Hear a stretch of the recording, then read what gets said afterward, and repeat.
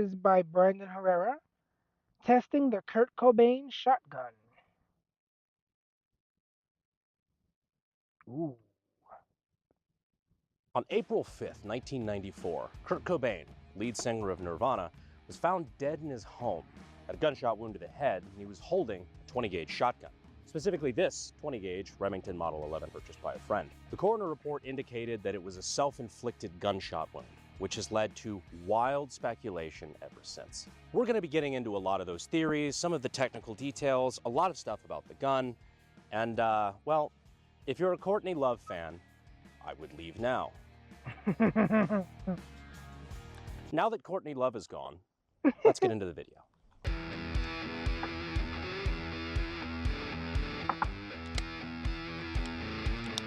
Oh, and regardless of whether or not you think Kurt Cobain actually did it himself, it kind of goes without saying that we're going to cover some pretty heavy topics in this video, including suicide. So if you're sensitive to stuff like that, I would click off this video. We also have a pretty dark sense of humor about a couple things. So if you're easily offended by stuff like that, this is your final exit ramp.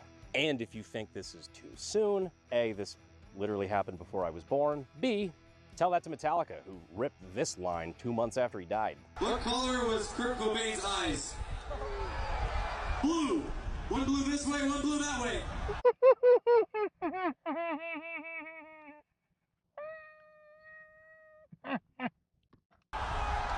If anything was too soon, that was it. Jesus fucking Christ. This is the Remington Model 11 20-gauge shotgun. Not an uncommon hunting shotgun, but for those unfamiliar with its game, it's kind of got a weird operating system. But before we get into that, this is the exact gun that was used, that was found at least, next to Kurt Cobain. We've got the actual pictures of the shotgun from the evidence lockup in Seattle. It was this shotgun specifically with the cuts compensator at the end. Really kind of funky looking compensator, pretty long on the end of the barrel too. It's got these cuts in the top and the bottom that help try to keep recoil under control. Also adds to the overall length of the gun, which will be relevant later. That's the gun Courtney Love used. We'll get there. I mean, no. Yeah. I'm not saying anything. I'm not saying anything. I mean, that's untrue. The gang gets sued. Hey, that's the gun Courtney Love used. Allegedly. Allegedly. That allegedly is doing some heavy lifting right now. Also, say hi to Eli. So one of the things I like to bring up on the Model 11 that is just kind of funky, right, that not a lot of guns have, is, you know, the Barrett, like how the short recoil operating system, the barrel just kind of reciprocates a little bit. Yeah. Yeah, it just unlocks the bolt, essentially. This has something that's kind of similar to that, but you see the barrel does reciprocate with the bolt. Shit. That's wild. I've never actually seen that before. Here's the crazy part. It's not just to unlock it, it will literally follow it all the way back. Oh, so it's not a short stroke system. It literally is long recoil. So the barrel will go all the way back, or can at least, until the bolt picks up a new round, and then you keep firing. Question. Yeah. Was his hands holding it after? So it's funny you bring that up. It has been claimed that he was found with his hand wrapped around the barrel, which is an interesting choice, or just an interesting factoid, I guess, when a now limp hand would have had a barrel doing that through it. And that is, rack it just really quick, like, slam it down really quick. Like, for reference, that, like, hold on the top. Feel how weird that is. Like, oh yeah. And that's a human doing it, not an explosive. Not a fire, yeah. Yes. I have a theory. Exhibit A.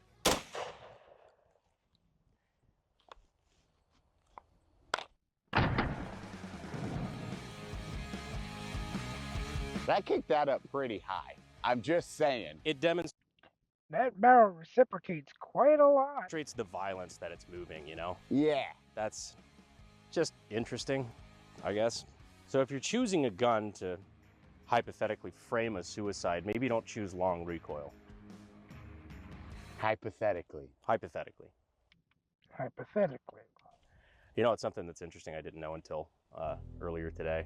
Apparently he had already talked to his attorney to file for a divorce right before he killed himself, which would have left her with very little.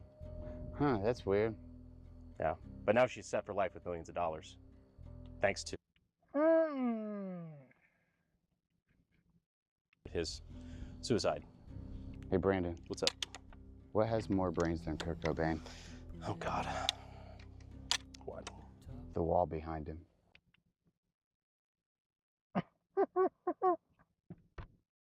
No. It's fucking bleak. No, you can't say that. We can't use that. You Hey, can't Brandon. say Yep. Why doesn't Kurt Cobain drive? Why? Because he likes to ride shotgun. that. I'm going to hell. I'm going out for laughing at these. Jesus. Are you fucking Googling these? Oh shit, he's getting a head start.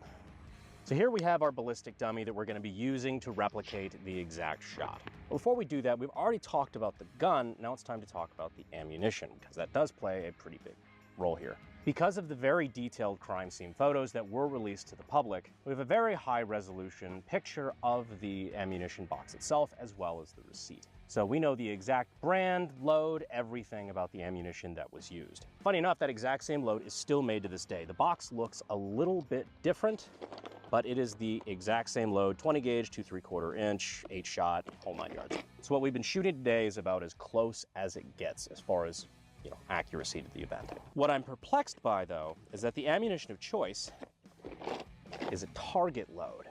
Kurt Cobain, you lived as a professional musician. You died as an amateur painter.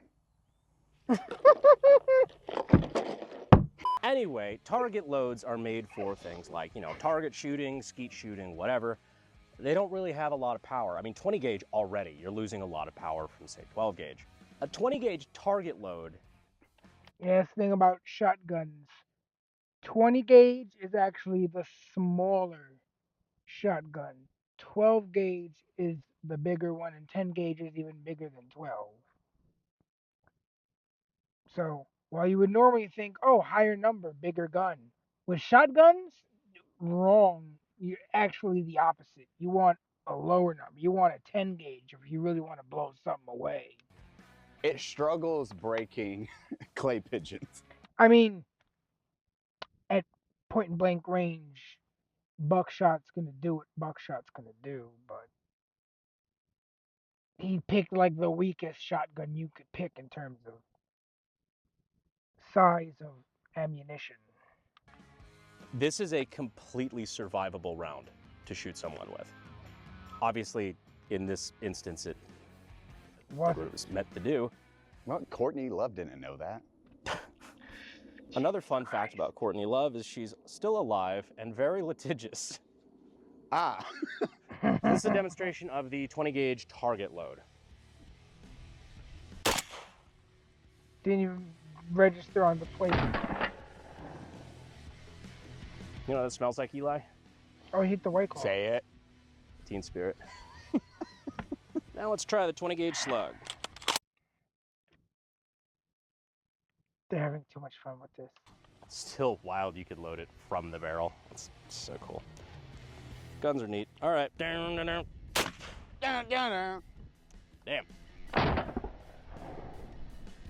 How was the recoil on that one burst? You could definitely feel it more, but it really wasn't too bad. That long recoil here, really just like most of the recoil that you're feeling is the reciprocation of the barrel and the bolt. It's still such an interesting design as a compensator, and then it has that long stroke Yeah, it's system. got to eat up a lot of Yeah, so recoil. long stroke is a gas And system. it's a 20 This is gauge, long. so it's like a long grainy recoil shotgun. system, which also then mitigates it. So I'm gonna put this just showing clear. Put this back on. The reason you wouldn't have this on for shooting, say, a slug is because this is technically a choke, which it constricts the shot, which may not clear with the slug. So you want to be careful with that. That is super soft. That is weird, actually. The spring feel. It feels funky, doesn't it? Yeah, at the end, it's like a spring hits you. Wow. It feels springy. That's the only way I can describe that recoil. Huh. I couldn't think of a better word. While Eli's prepping the slow-mo camera, there is one more thing I wanted to bring up as far as the weapon of choice. When you're talking about some of the conspiracy theories around Kurt Cobain's death, something that a lot of people bring up is how long of a weapon this is and how hard it would be to turn it back on yourself. It's not as difficult as you might think if you're motivated enough. And pull the trigger. That and the fact that he said he didn't have a gun. I was waiting for somebody to bring up that now I don't have a gun. Yes, yes, you do, Mr. Cobain. That was a fucking lie. But, and I'm going to go ahead and glance, show clear. Clear. Clear.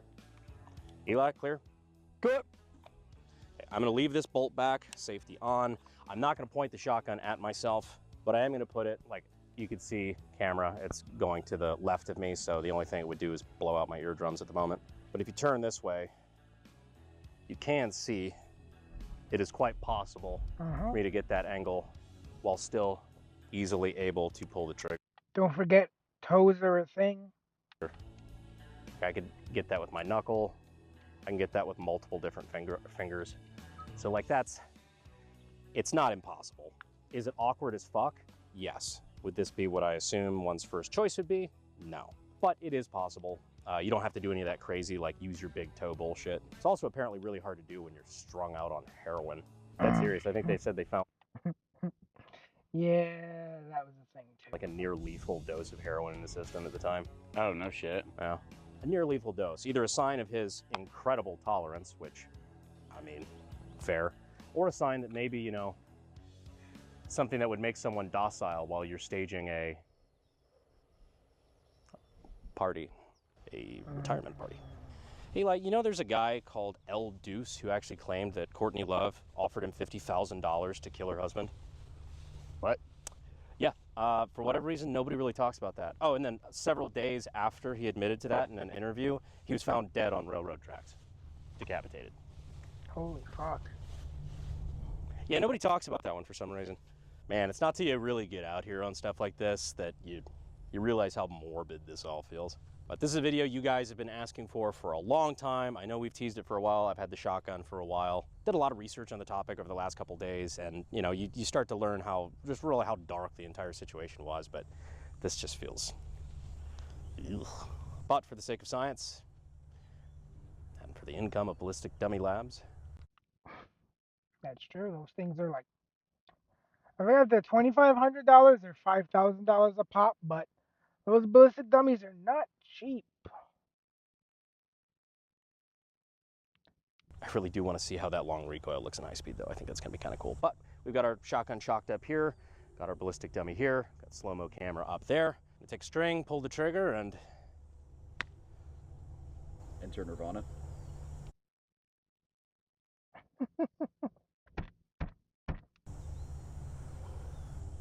start the Foo Fighters. Setting an undisclosed person up for life in 3, 2, 1. Ooh.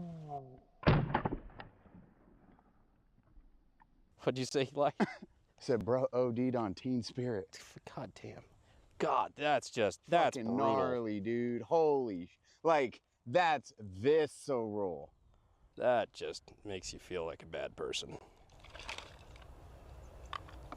You can see the pellets from that target load.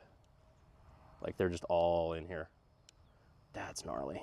Yeah, I will say, target load, not the ideal home defense load by any stretch of the imagination, but if you'd like to stretch what holds your imagination, that will certainly do the job. Holy shit.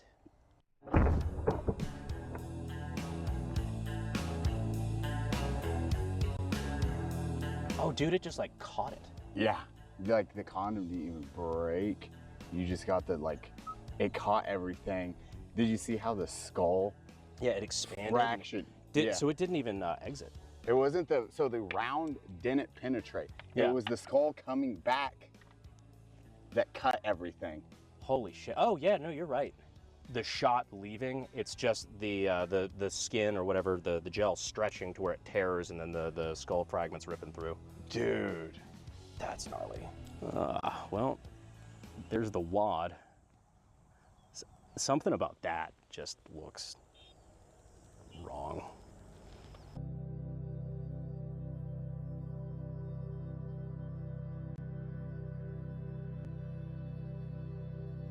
This is obviously kind of some darker subject matter for sure, but you know, I know we've made a lot of jokes and whatnot throughout the episode about an undisclosed person who,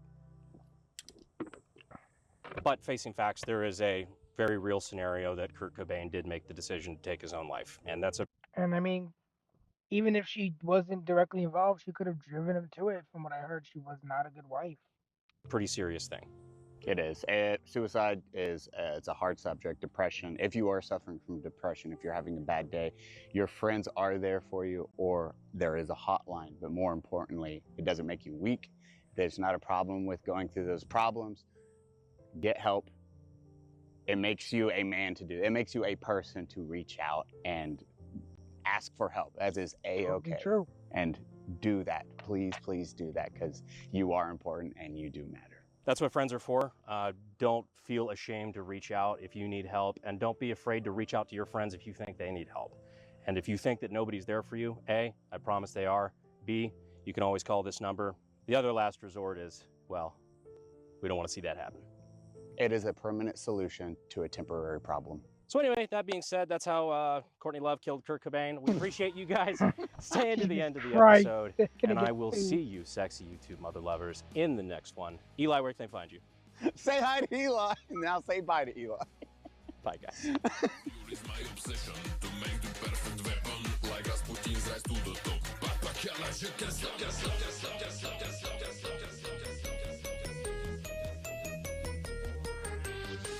This is a demonstration of the target load.